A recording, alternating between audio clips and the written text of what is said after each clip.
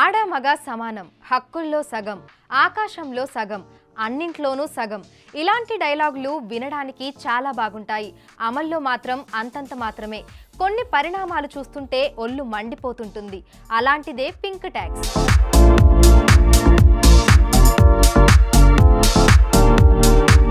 అవును, pink tax ఇదో పెద్ద లూటి, డేంజరస్ బిజినెస్ టాక్టిక్స్. ఇన్నాళ్ళు sales tax, income tax, customs tax, GST లాంటివే విన్నాం. ఇప్పుడు కొత్తగా పింక్ ట్యాక్స్ పై ప్రపంచ వ్యాప్తంగా హైరానా వ్యక్తమవుతోంది. ఇండియాలో సైతం పింక్ ట్యాక్స్ ప్రకంపనలు రేపుతోంది.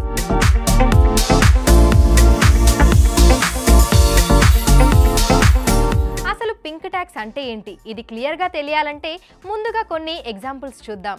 ఒక అబ్బాయి ఒక అమ్మాయి ఇద్దరు ఒక బ్యూటీ క్లినిక్కి వెళ్ళారనుకోండి.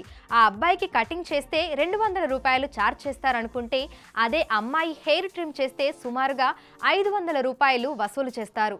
అదేంటి, మెన్ కటింగ్కు 200, ఉమెన్ హెయిర్ ట్రిమ్మింగ్కి 500? ఎందుకు పురుషుల కంటే అదనంగా ఆ 300 తీసుకుంటారు? ఇక మెన్స్ ఫేషియల్కు ఉమెన్ ఫేషియల్కి కూడా 100లో తేడా ఉంటుంది. మెటీరియల్ పని ఇద్దరికి దాదాపు సేమ్ ఉన్న బిల్లు మాత్రం లేడీస్కే చాలా ఎక్కువ. ఎందుకిలా? ఇలా అనేక ఎగ్జాంపుల్స్ మనకు కనిపిస్తాయి. మెన్ బాడీ స్ప్రే 100 నుంచి 150 రూపాయలు అలా ఉంటే, లేడీస్ బాడీ స్ప్రే 200 రూపాయలకు పైనే అమ్ముతారు. క్రీములు, లిప్ బామ్లు, బట్టలు, బొమ్మలు, షాంపూలు, సబ్బులు, ఆఖరికి షేవింగ్ కిట్లు కూడా జెంట్స్ కంటే లేడీస్ ఐటమ్స్కే ధర ఎక్కువగా ఉంటుంది. జెండర్ని బట్టి మగవారి కంటే ఆడవారి ప్రోడక్ట్స్కు అధిక ధరను వసూలు చేయడాన్నే పింక్ ట్యాక్స్ అంటున్నారు. అర్థమైంది కదా పింక్ ట్యాక్స్ అంటే ఏంటో? ఇదేమీ ప్రభుత్వం విధించే ట్యాక్స్ కాదు.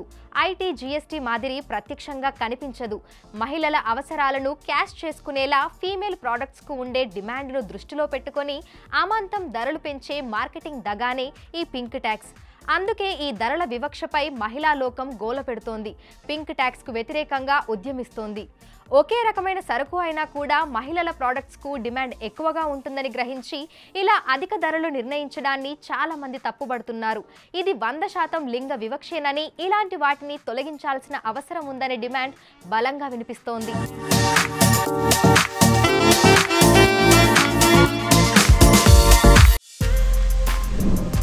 For more videos like this, subscribe Big TV channel.